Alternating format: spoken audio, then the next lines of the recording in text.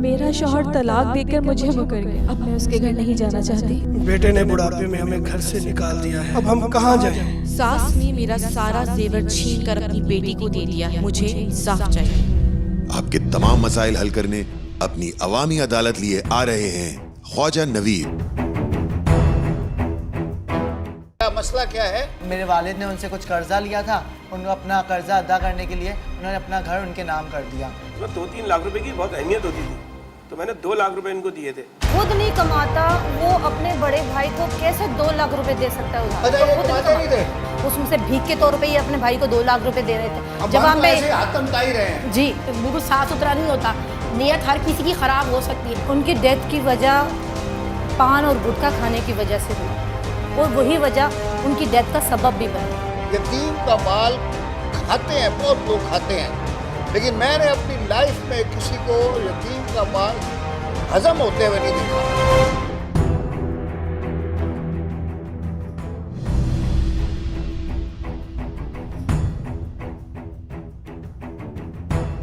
तशरीफ रखें, तशरीफ रखिए, तशरीफ रखिए।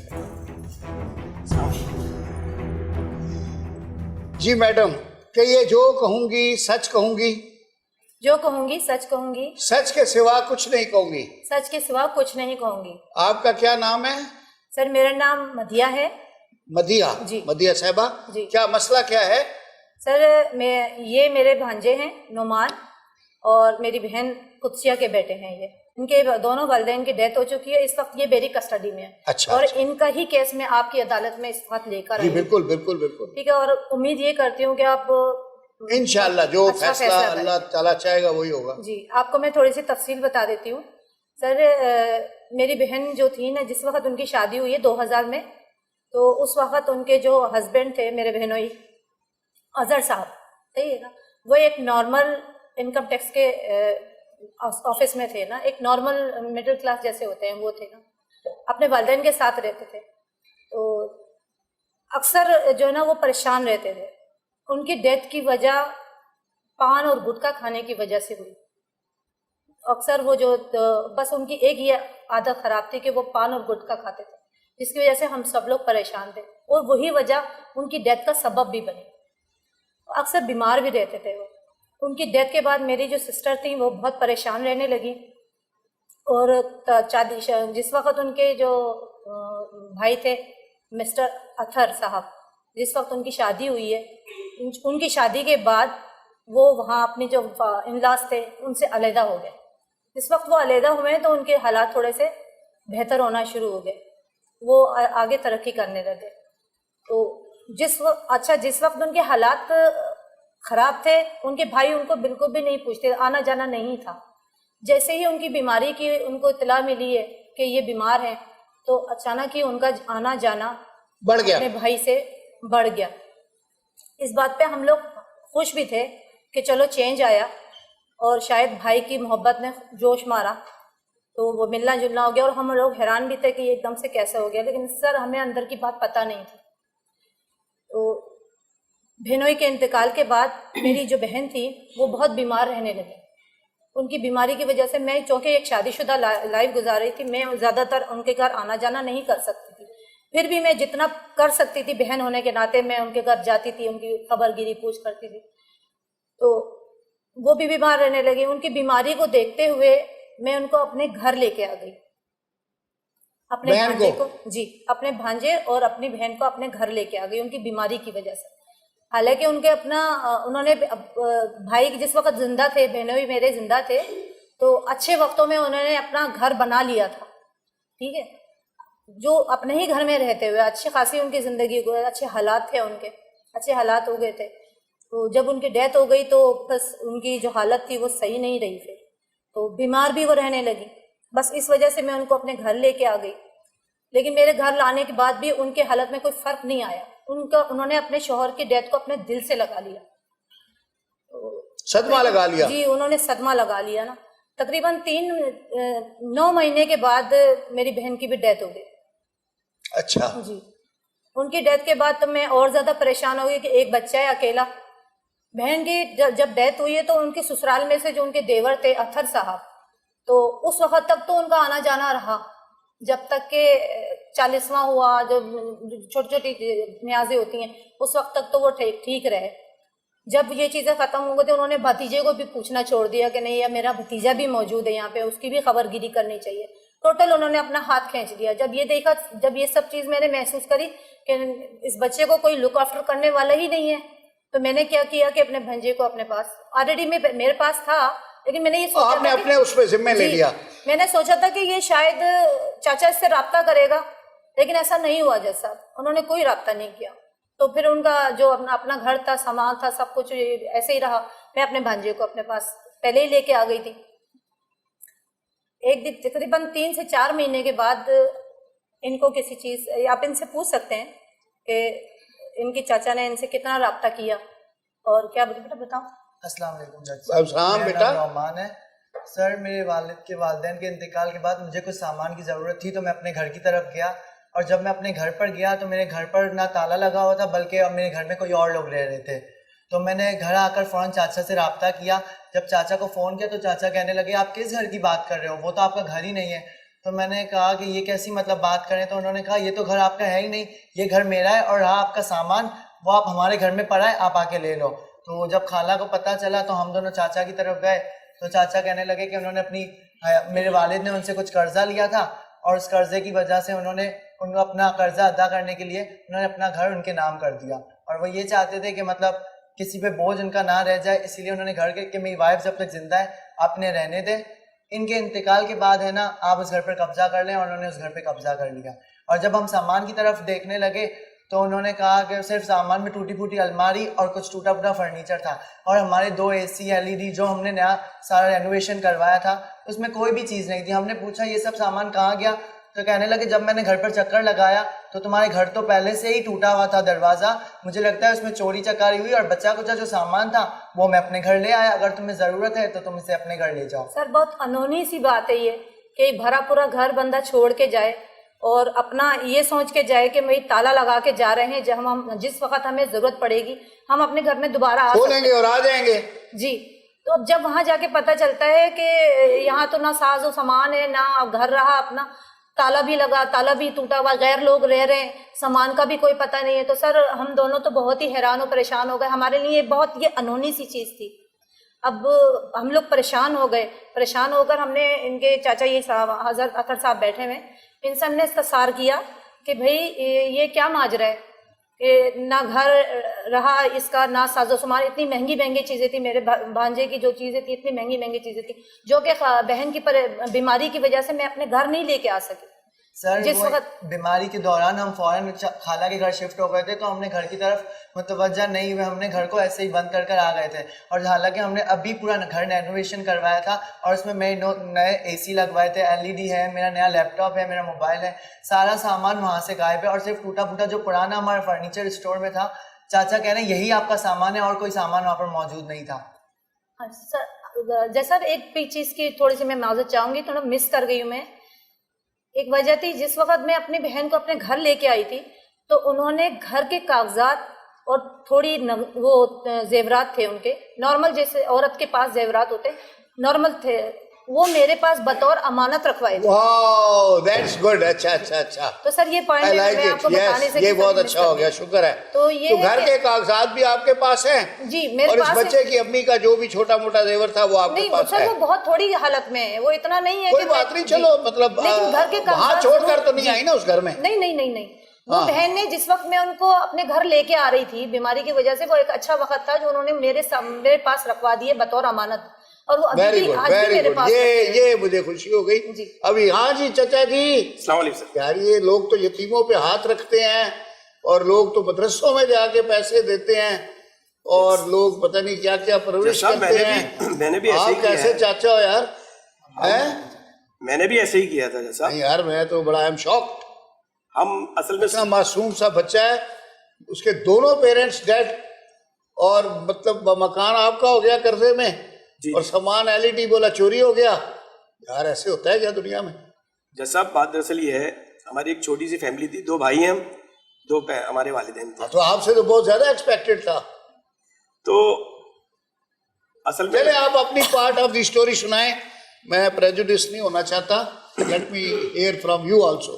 मेरे भाई की 2000 में शादी हुई, अजहर भाई की। जी जी। हमारी भाभी हमारे घर पर आई जब, तो शुरू में तो ठीक रहा, लेकिन उसके बाद थोड़े थोड़े झगड़े शुरू हो गए। अगर उसमें हमारी वालदा से नोक झोंक शुरू हो गई। ठीक है, यूजुअल है जो घर में होती है डेफिनेटली, लेकिन वो बढ़ती चली गई आहिस्ता आहिस्ता, वो बढ़ती चली गई। हमें पर उसी दौरान 2 साल के गुजर गए। तो 2 साल के दौरान जो है मेरी शादी हुई है, मेरी बेगम है संभल। तो जब ये घर में आई तो इन्होंने जो है घर को संभालने की कोशिश की काफी, मेरे पेरेंट्स की भी इन्होंने काफी खिदमत की। और ये बात अभी एक वक्फा लेते हैं, फिर मैं आपकी स्टोरी जो है सुनता हूँ, क्योंकि सच्ची बात है, मैं आई एम नॉट हैप्पी। मैं सुनता हूँ यहाँ 12-13 साल की उम्र से बच्चे गुटखा खाने लग जाते हैं, और ये गुटखा जो है ये जहर है, ये मुंह में कैंसर कर देता है। आप जाके ज़रा कराची में कैंसर हॉस्पिटल्स में देखें, छोटे छोटे बच्चों के जो ये 12-13 साल वाले लड़के हैं यहाँ से काटे हुए हैं उन्होंने पूरे।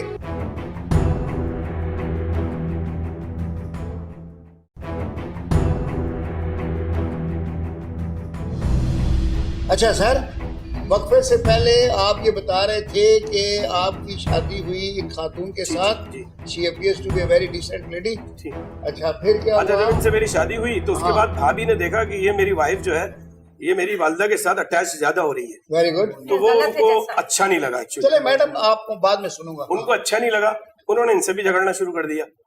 अब झगड़े जो है जब तक बढ़ते चले जा रहे थे कि अब बर्दाश्त से बाहर हो रहे थे। तो एक दिन घर की खवातीन जरा कहीं गई हुई थी मिलाद में गली में, तो हमारे वालिद साहब ने हम दोनों भाइयों को बुलाया। बड़े भाई अजहर से कहा उन्होंने कि भाई अजहर ऐसा करें आप कि आप अपना जो है घर कहीं शिफ्ट कर लें, क्योंकि हम बर्दाश्त नहीं कर सकते, अब झगड़े बहुत हो रहे हैं। तो अजहर भाई शरीफ आदमी थे, उन्होंने बोला ठीक है चलो। वो चले गए, घर छोड़ के वो चले गए। मेरा जब वो घर छोड़ के चले गए थे, किराए का घर ले लिया उन्होंने। मेरा उनके घर आना जाना थोड़ा बहुत रहता था मेरे, लेकिन घर वालों का किसी का नहीं था, ना मेरी वाइफ का था और ना मतलब मेरी अम्मी का। अब मैं आता जाता था उनके पास। एक दिन मैं बैठा हुआ था तो भाई मेरे कहने लगे कि मैं कब तक किराए पे रहूंगा, मेरे पास कुछ पैसे हैं तो कुछ तुम अगर अथर कर दो, तुम्हारा कारोबार अच्छा है, बिजनेसमैन आदमी हो तुम, तो कुछ तुम कर दो पैसे, तो हम एक जमीन ले लेते हैं, तो उस पर घर बना लेंगे आस्ता आस्ता करके। मैंने बोला चले ठीक है भैया। हमने ऐसे करके जमीन खरीद ली, उस पर मकान आस्ता आस्ता हमने 2-3 साल में बना लिया। बनाने के बाद जो है भैया उसमें शिफ्ट हो गए हमारे भाई।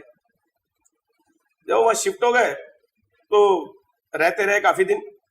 उसके बाद ऐसा हुआ कुछ अरसे के बाद भैया की तबीयत जरा थोड़ी सी खराब रहने लगी, तो मैं जाता था रहता था। फिर मैंने डॉक्टर शायद को आप दिखाया। इसी वक्त का इंतजार कर रहे थे। आपको सुना है मैंने, जरा इनकी स्टोरी सुनने दें। मैंने मैं आपको दोबारा मौका दूंगा, अभी 2-3 दफा मौका दूंगा, अभी टाइम हमारे पास काफी है, 15-20 मिनट हैं। मैंने डॉक्टर्स को दिखाया, इधर उधर बहुत दिखाया, मैंने बड़ा पैसा भी खर्चा किया, टेस्ट कराए, ये कराए आखिर में तो, लेकिन आखिर में उनको जो है कैंसर डायग्नोस हो गया।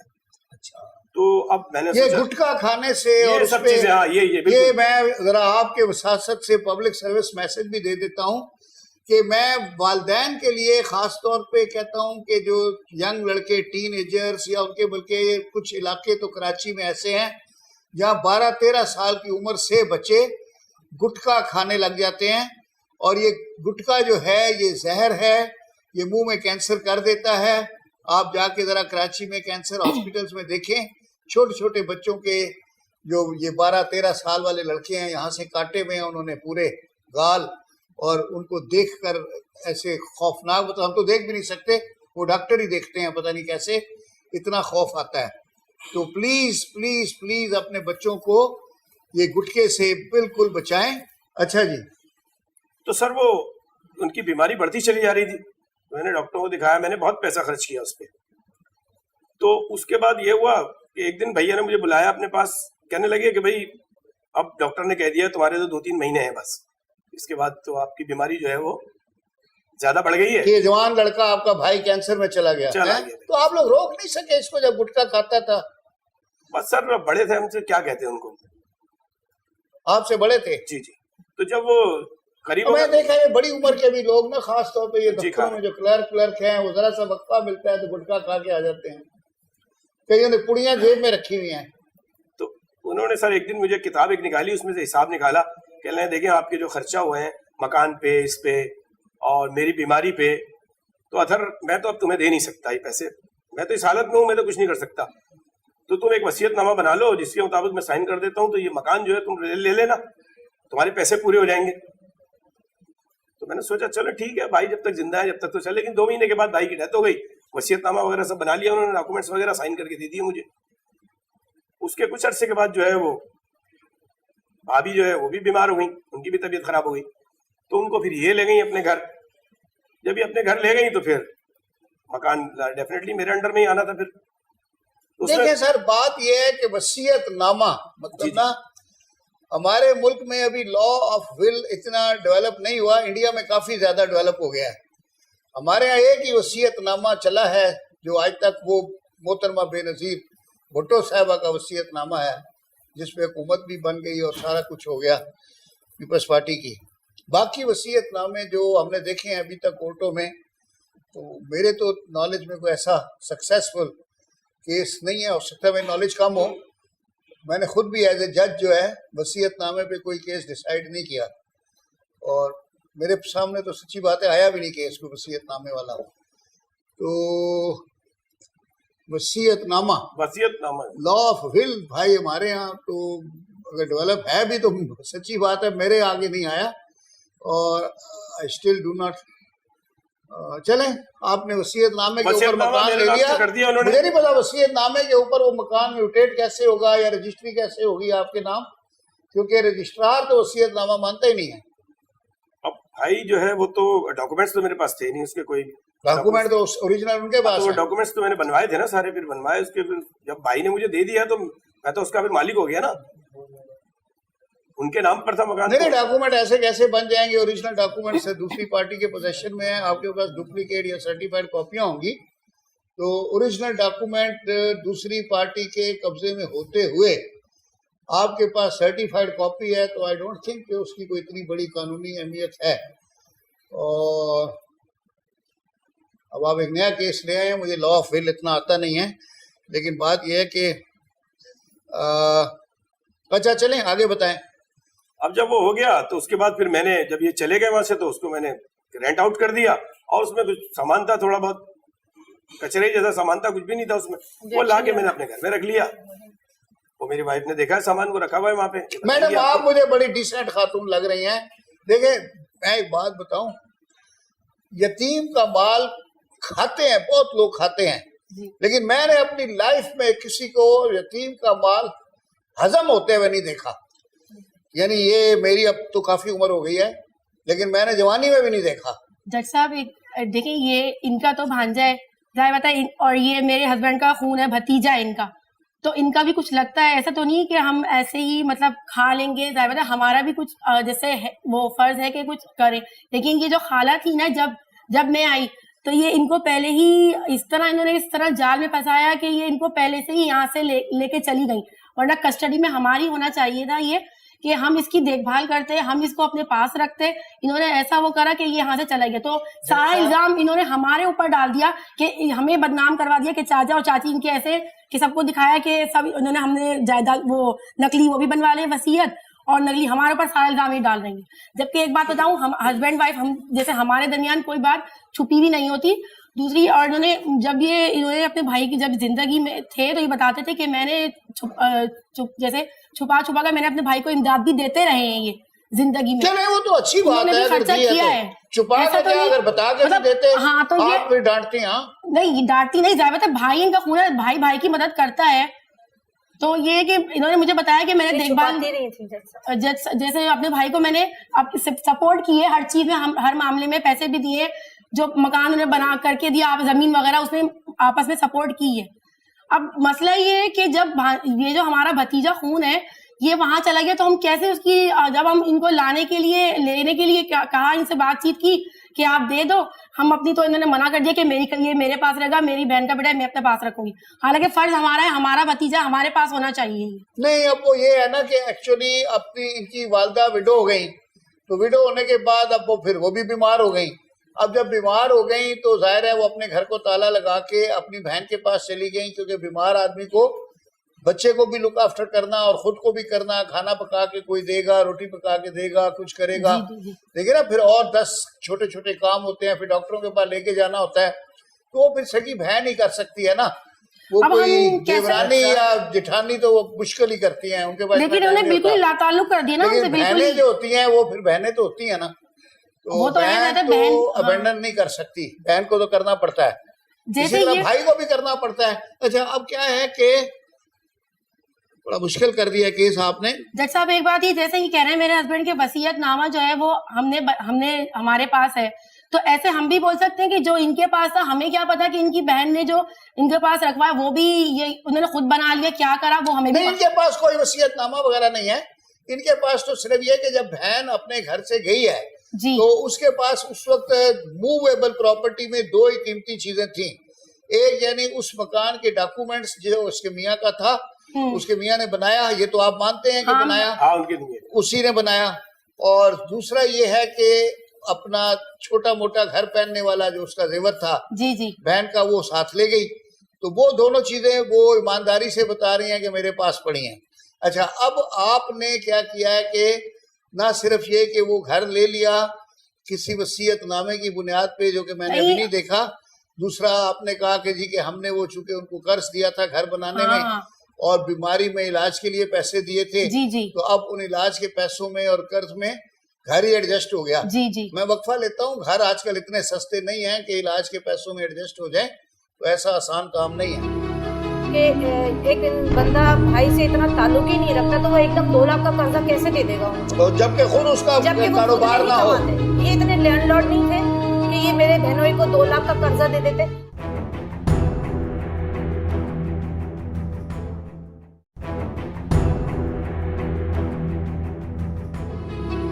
वक्फे से पहले आपसे बात हो रही थी, आपने कहा कि मैंने जो कर्जा दिया वो दिया तो उसमें जो है वो फिर एडजस्ट हो गया। जी जी साहब, मैंने कहा कि आजकल मकान बड़े महंगे हैं, साहब आज थोड़े से से कर्जों में एडजस्ट नहीं होते। साहब आज से 15 साल पहले मैंने जो इतना सस्ताई थी, उस वक्त इतनी महंगाई नहीं थी, उसमें 2-3 लाख रुपए की बहुत अहमियत होती थी, तो मैंने 2 लाख रुपए इनको दिए थे। 1-1.5 लाख रुपए उनका भी था, लेकिन वो की बीमारी में एडजस्ट हो गया था एक्चुअली। अब अगर वो प्रॉपर्टी 3 करोड़ की है या 2.5 करोड़ की है तो वो तो सर मेरा नसीब है ना, अब बड़ी है तो वो। नहीं नहीं, आपका नसीब कैसे है? देखें बात यह है कि उस बंदे ने तो आपसे एक फ्रेंडली लोन लिया था, 2 लाख या 1.5 लाख या 2.5 लाख जो भी लिया, और बाकी जो बीमारी पे उसके आपने पैसे खर्च किए वो तो एक बरादराना है, चले आपने वो भी लिख लिए बनिए की तरह, तो वो भी हिसाब हो गया, तो वो 1.5 लाख हो गए, आपने 3.5 लाख रुपए बना लिए।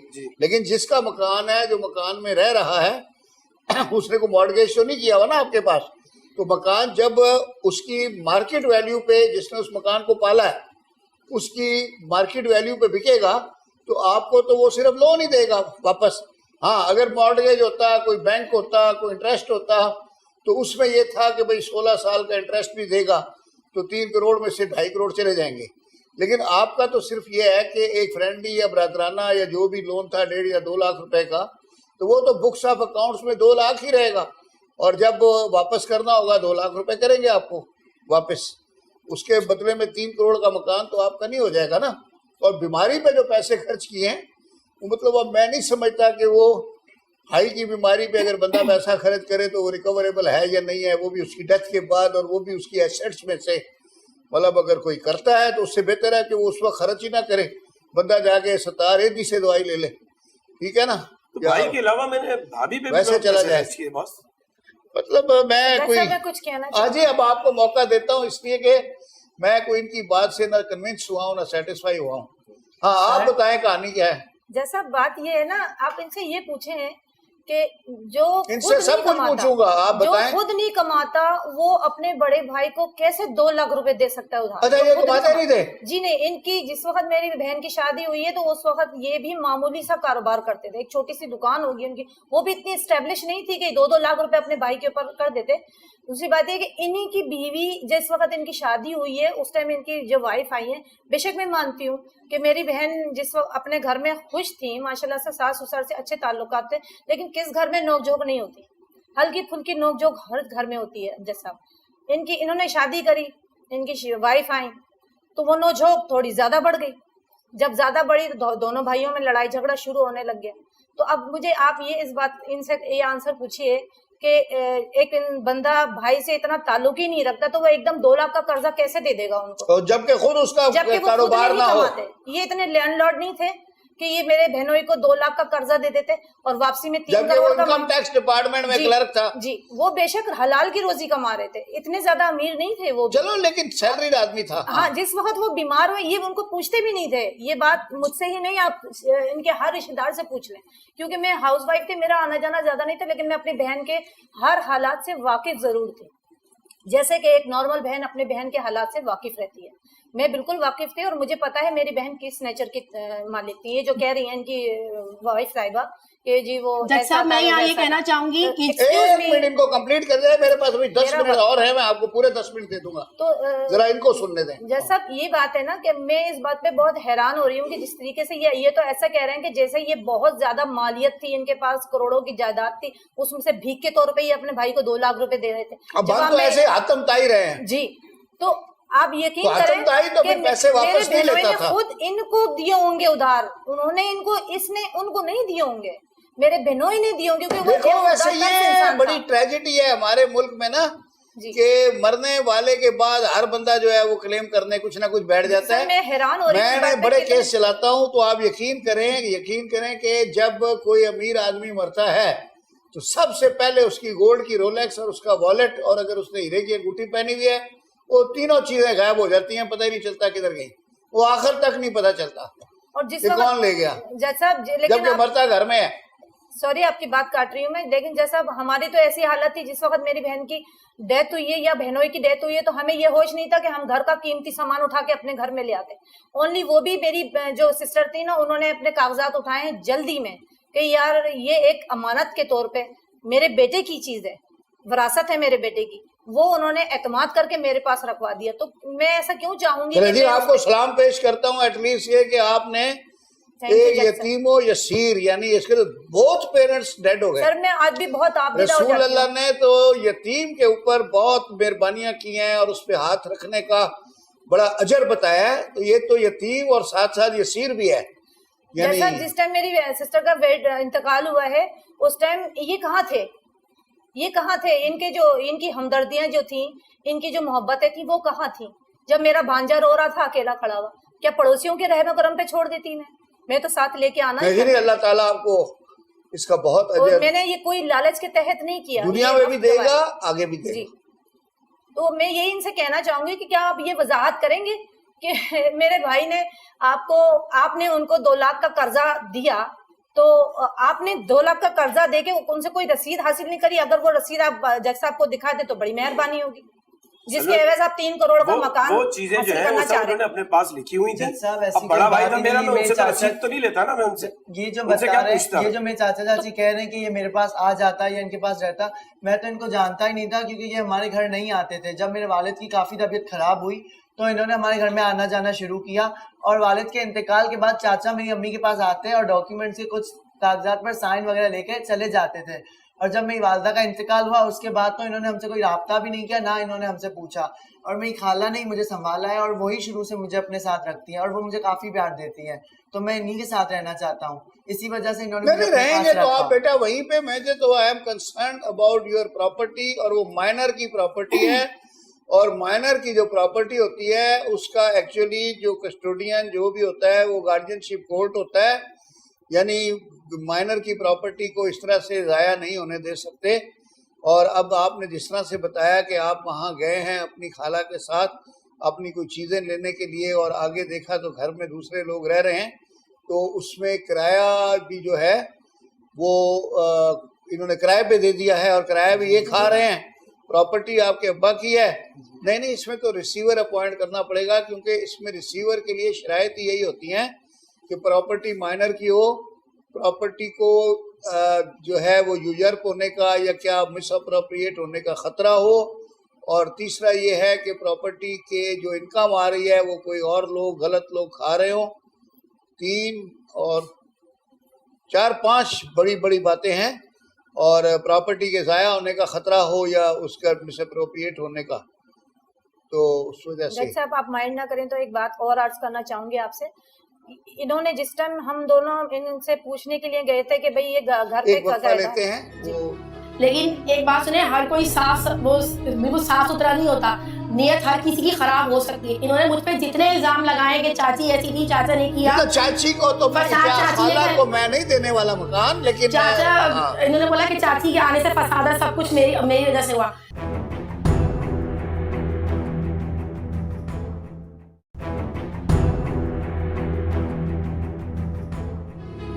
तो आप बता रही थी वक्फे से पहले, जी सर। ये अपना कंटिन्यू करें वहीं से। जी मैं आपसे ये अर्ज कर रही थी कि इनके बयान के मुताबिक कि जो इन्होंने मेरे बहनों को कर्जा दिया हुआ था, जिसके एवज इन्होंने जी वसीयत तैयार करवा ली, मकान लिखवा लिया, तो ऐसे तो इम्पॉसिबल सी बात है ना जज साहब कि कोई कर्जे के बगैर, कर्जे के एवज मकान लिखवा ले, वसीयत लिखवा ले, जबकि जायज हकदार या जायज वरासत में उनका बेटा मौजूद है। ये तो खैर वसीयत वसीयत तो नहीं मानते हम। अच्छा आगे क्या है? तो ये कह रहे थे कि जी वो हम जितना कर्जा में देता था तो वो डायरी पे नोट करते थे, जिस वक्त बीमार थे तो उन्होंने वो पूरा मेरे को दिखा दिया कि इतने करोड़ का तुम्हारा कर्जा में ले चुका हूँ। करोड़ नहीं, 2 लाख। हाँ जी, 2 लाख रुपए का ले चुका हूँ मैं, और तुम मेरी बेटे को नहीं, बीवी को नहीं बताना, बेटे को नहीं बताना, तुम ये मकान तुम ले लो। मकान अब है 3 साढ़े 3 करोड़ का, जी। और वो तो बढ़ता जाएगा। हाँ। जी जी, तो सर ऐसा तो क्योंकि पॉसिबल यहाँ तो देखना डॉलर की वैल्यू खत्म हो रही है, तो ना माँ को खबर है, ना बेटे को खबर है, चाचा को खबर है कि मकान किसका है। ये तो हो ही नहीं सकता ना सर, ये तो कानूनी सी बात कह रहे हैं जिसपे यकीन करना हमारे तो। आप बेटा क्या कह रहे हो?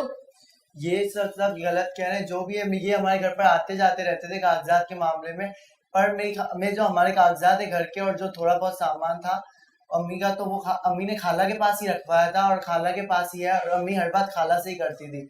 और ये हमेशा अब्बू से कर्जा लिया करते थे। हमने देखा है, जब मैं कभी अब्बू के साथ चला जाता था ऑफिस वगैरह, तो हमेशा ये आते थे और कुछ ना कुछ अब्बू इनकी मदद करते थे। और आज ये कह रहे हैं कि इन्होंने अब्बू की मदद की थी। ये तो हो ही नहीं सकता, क्योंकि मेरे अब्बू तो खुद दूसरों की मदद किया करते थे। आपके अब्बू खुद दूसरों की मदद किया करते थे, मींस के माशाल्लाह he was financially sound enough कि he could afford his own expenses and others expenses. अच्छा हुजूर, अब आप बताएं, मतलब चाचा जान, जैसा असल में बात यह है कि मतलब कोई जोड़ सही पड़ नहीं रहा कि एक यतीम माइनर भतीजा एक तरफ है, एक माशाल्लाह वेल टू डू चाचा, और जरूर मेरी जल्लाद किस्म का चाचा। लेकिन मैं अब भी हालांकि चाची तो अच्छी लग रही है, लेकिन चाची भी आप चुप साथ करें, मुझे मिली है बताने का जल्लाद आप के। छोड़े। जैसा आप मेरी बात सुने, आपकी बात तो बड़ी देर से सुन मैं रहा हूँ। बहुत देर से ये इनकी पता है, मैंने अगर आपकी बात ना होती तो मैं तो पता नहीं को 15 मिनट पहले फैसला दे चुका होता। बहुत देर से मैंने इनकी बात सुनी, इनकी खाला की भांजे की बात सुनी है, लेकिन एक बात सुने, हर कोई वो बिल्कुल साफ सुथरा नहीं होता, नियत हर किसी की खराब हो सकती है। इन्होंने मुझ पे जितने इल्जाम लगाए कि चाची ऐसी थी, चाचा ने किया, तो चाची को तो मैं फसाद क्या, चाची ने खाला कर- को मैं नहीं देने वाला मकान, लेकिन चाचा हाँ। इन्होंने बोला कि चाची के आने से फसादा सब कुछ मेरी वजह से हुआ। आप इनसे ये पूछे, जब मेरी शादी नहीं हुई थी, जब मैं आई थी इस घर में, मेरे आने से पहले इनकी जो बहन थी, वो मेरी सास खुद बताती है कि इनकी बहन के और मेरी सास के ताल्लुकात अच्छे नहीं थे, उनमें भी लड़ाई झगड़ा हुआ करता था। मेरे आने से हालात खराब नहीं हुए, या इनकी बहन कोई साफ सुथरी खातून नहीं थी कि वो बिल्कुल आई थी, नेक परवीन औरत थी, और सब कुछ आने से मैंने ही फसाद फैलाया है। ये कोई कम साफ सुथरी दूध की धुली नहीं है, और जो ये इल्जाम लगा रही है वो गलत लगा रही है इल्जाम। अब मैं, इनकी नीयत भी खराब है। अब मैं बोलती हूँ मेरी नीयत तो खराब नहीं है, इनकी नीयत खराब है। ये असल चक्कर, सारी साजिश और लालच इनके दिल में भरा हुआ है। अब मैं बताती हूँ, कहानी ये चाहती है कि जो भांजा जो है ना, इसके जरिए सारी जायदाद जो है अपने नाम करवाएं, क्योंकि इनकी बेटी है जो वो चाहती है कि इसकी शादी उससे हो जाए, उसके अपने भांजे से करो, ताकि सारी जायदाद जो इनके नाम आ जाए। ये सारा चक्कर इन्होंने इसी वजह से चलाया है। वसीयत इन्होंने तैयार करके रखी हुई है, मैंने नहीं, ये इल्जाम गलत लगा रही है। वसीयत इन्होंने तैयार की हुई है। अगर ऐसा मुझे करना होता तो शायद ये वसीयत इस वक्त मेरे पास है। तो इनको आप ये सोचे, मेरे पास तो कागजात है, मुझे तो वसीयत तैयार करने की कागज तो जरूरत इनकी नहीं है। बहन इनके पास है, लेकिन इनकी नीयत बदल चुकी है। आप मुझे ये बताएं साहब कि 2 कागजात कैसे हो सकते हैं? भांजा जितना बड़ा हो गया, इनकी नीयत अब बदली, अब इनकी नीयत खराब होगी कि वो वसीयत सारी इनके पास है, बहनें बहन अगर मेरी अब ये चाह रही है कि ये तो कोई इसमें बेटी की शादी करके थोड़ा सा मैडम, 1 मिनट। अब आपने वो सास बहू का और वो जो किस्सा सुनाया कि भाई आपकी शादी से पहले हाँ झगड़े हुए, ये पहले बहू थी और वो उनके झगड़े थे, तो वो तो अब हर घर का ये रूटीन होती है। और वो सास का वो एक पुराना मुहावरा भी है कि जब मैं बहू थी तो मुझे सास अच्छी ना मिली, अब मैं सास हूँ तो मुझे बहू अच्छी नहीं मिली, मेरे तो नसीब ही फूट गए। और सास बहू का तो लेडी डायना और मलका एलिजाबेथ का भी झगड़ा था। तो ये तो आप कहीं रोक नहीं सकते, हर जगह ये चलता है। तो इसको बेस बनाकर ये कहना कि भाई इस वजह से मकान इनसे ले लिया जाए। लेकिन ये जो हथियार जो इन्होंने इस्तेमाल इसी को बना रखा है, भांजे को। असल मकसद ये है कि वसीयत इनके पास रखवाए हुए इनकी बहन ने। अब ये चाह रही है कि इसके जरिए मैं अपनी बेटी की शादी से करवाऊं, ताकि शादी हो जाएगी तो ऑलरेडी सारी जो जायदाद है वो इनके नाम आ जाए, इन्हीं के नाम हो जाएगा, मकान भी नाम हो जाएगा। दूर की प्लानिंग लाई है ना, तो इनके माइंड मैंने पढ़ा ना, अभी मैं आपको जो ये इल्जाम, अब मैं इन पे माइंड इनका मैंने सोच लिया, समझ लिया इनका। इस पे वो एक शेर भी है, पता नहीं वो फिट होता है कि नहीं। इस जुल्फ पे फपती शबे दहजूर की सूजी, अंधे को अंधेरे में बहुत दूर की सूजी। तो आपको जो है वो अभी वो बच्चा खुद अभी पता नहीं 14-15 साल का है, तो अभी उसकी शादी भी आ गई, भांजी भी आ गई, वो भी आ गई। वही आपकी बात में कहना चाहूंगी, सॉरी आपकी बात काट रही हूँ मैं। इनको कुछ भी नहीं मिला तो इन्होंने इस मासूम बच्चे को हथियार बना लिया और मुझ पे वार करने लग गई कि ये मैं अपनी बेटी की शादी करना चाह रही हूँ। आप खुद सोचे जज साहब, जो बच्चा बचपन से मेरे आमने सामने रहा हो, बच्चे साथ खेले बड़े, तो अंडरस्टैंडिंग हो ही जाती है। आप चले वो तो आपस का आइंदा का नसीब है। कोई बात मुमकिन भी है तो इसमें इनको क्या एतराज है? चले जी, हो जाए तो बड़ी अच्छी बात है जी। अच्छा, अब बात तो हमारा ये कंसर्न नहीं है किसकी किससे शादी होगी, कब होगी। जो इस वक्त मेरे पास जो मसला है वो बड़ा लिमिटेड है। वो ये है, कानूनी तौर पे जो है वो माइनर की प्रॉपर्टी है जी। और उस प्रॉपर्टी पे किसी और का कब्जा है, चाचे का जी। और उस चाचे ने उस प्रॉपर्टी को किराए पे दे रखा है जी। और उसका किराया भी वो खुद खा रहे हैं और माइनर को उसका बेनिफिट नहीं दे रहे जी। और फिर उनका मजीद कहना यह है कि उनके भाई ने मरने से पहले वो मकान उनके नाम पे कर दिया। कभी कहते हैं वसीयत कर दी, कभी कहते हैं कि वो कॉपी में पैसे लिखे हुए थे तो वो 2 लाख रुपए बन रहे थे और उस जमाने में मकान ही 2 लाख का था, कितने का। फिर कहते हैं कि उसकी बीमारी पे 1.5 लाख रुपए मैंने खर्च किया तो 3.5 लाख हो गए। फिर कहते हैं कि 15 साल पहले वो मकान ही 3.5 लाख का था और अभी 3.5 करोड़ का है। ये सारी जो है डिफरेंट स्टेटमेंट्स हैं, कोई कन्विंसिंग नहीं है और इनकी बेसिस के ऊपर जो है नहीं किया जा सकता इन्हिसार। और इस बेसिस के ऊपर बच्चे को मकान की मलकियत से डिप्राइव नहीं किया जा सकता जो कि माइनर है। जज साहब, मेरे जो पैसे लगे हुए हैं 2-3, 3.5-4 लाख रुपए, उसका भी तो कोई हिसाब होगा ना। अगर वो इतने बढ़ गए तो मैं सिक्योर कर दूंगा अगर है तो। वो पैसे आगे हाँ। अब मैं इसके लिए देखें, बात यह है कि जैसे मैंने पहले बताया है वक्फे से पहले कि ये टिपिकल केस है जिसमें माइनर की प्रॉपर्टी जो है वो अपना हाई कोर्ट की हिफाजत में होती है। अब ये चूंकि 3.5 करोड़ रुपए का है तो इसकी जुरिडिक्शन हाई कोर्ट की होती है। तो इसमें मैडम अब जो मेरा आपको मशवरा है, क्योंकि चूंकि प्रॉपर्टी जानी है नाजर ऑफ द हाई कोर्ट के पास, हाई कोर्ट के जज के ऑर्डर से, फिर वो इसको लुक आफ्टर करेंगे। फिर जो भी उसकी इनकम होगी, जो होगा, फिर इनका अगर उस पर कोई दावा है तो ये जज साहब के पास जाके पेश करेंगे और फिर अगर जज साहब इनको देना चाहें तो दे दें और अगर वो यतीम को देते हैं तो यतीम को देंगे। लेकिन फिलहाल जो है हमारा जो हाई कोर्ट का नाजर है उसको या जिसको हाई कोर्ट मुनासिब समझेगा इस प्रॉपर्टी का रिसीवर मुकर्रर कर देंगे जब तक ये बच्चा बालग नहीं हो जाता। फिर जो भी उस टाइम पे जज साहब होंगे वो पार्टीज को सुन के फैसला करेंगे कि आया ये मकान इनको मिलेगा या इनको मिलेगा। लेकिन इसकी जो भी फिलहाल इनकम हो रही है उसको सिक्योर करने के लिए मेरा ये आपको मशवरा है कि आप फौरी तौर पे कोई वकील करके और हाई कोर्ट में सिविल सूट दाखिल करें for appointment of receiver for the property of minor. इंशाल्लाह फौरन ऑर्डर हो जाएगा और रिसीवर अपॉइंट हो जाएगा, प्रॉपर्टी सिक्योर हो जाएगी। आप उस केस में डिफेंडेंट बन जाए जी, बनाएंगे यही लोग आपको डिफेंडेंट और आप उसको कंटेस्ट करें। अगर आपके पैसे निकलते होंगे इंशाल्लाह मिलेंगे।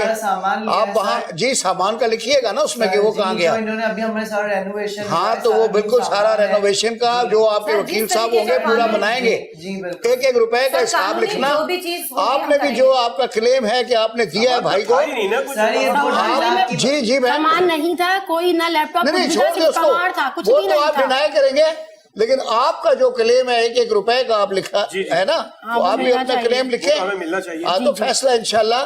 फिलहाल तो चूंकि मैं यहाँ कब्जे में नहीं ले सकता प्रॉपर्टी, वरना मैं ही कोई फैसला कर देता। चूंकि प्रॉपर्टी नाजर ऑफ द हाई कोर्ट ने कब्जे में लेनी है, तो ये फैसला फिर हाई कोर्ट ही करेगा। तो आपको वहां जाना पड़ेगा और ये जरूरी है, और इसको जल्दी करें, ठीक है? अदालत बर्खास्त हो।